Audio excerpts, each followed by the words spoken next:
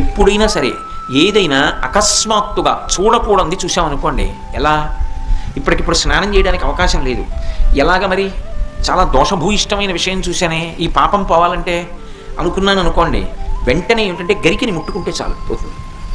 తీవ్రమైనటువంటి పీడకలు వచ్చిందనుకోండి, ఆ పీడకల పరిహారం అవ్వాలనుకోండి ఏ అభిషేకమో చేయించుకోవాలి.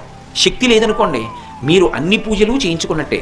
స్నానం చేసి ఒకసారి గరికని ముట్టుకుంటే చాలు, స్నానం చేయకపోయినా చెప్పులు ఇప్పి గరికను ఒకసారి ముట్టుకుంటే చాలు.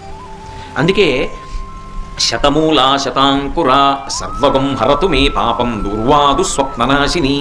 ఓ శతమూలా శతాంకురా, నువ్వు అనేకమైన వేర్లతో ముందుకెడుతుంటావు, అటువంటి అంకురా నిన్ను ముట్టుకుంటున్నాను. దీనివల్ల ఏమవుతోంది? సర్వగం హరతు మే పాపం, నా పాపములన్నీ పోతున్నాయి. దుస్వప్ననాశిని, దుస్వప్నములు పీడకల యొక్క ఫలితము పోతోంది. అటువంటి గరిక విఘ్నేశ్వరుడి పాదముల మీద వేసి తీసి కళ్ళకద్దుకుని తల మీద పెట్టుకున్నారనుకోండి, విఘ్నములన్నింటినీ కూడా తీసేస్తాడు.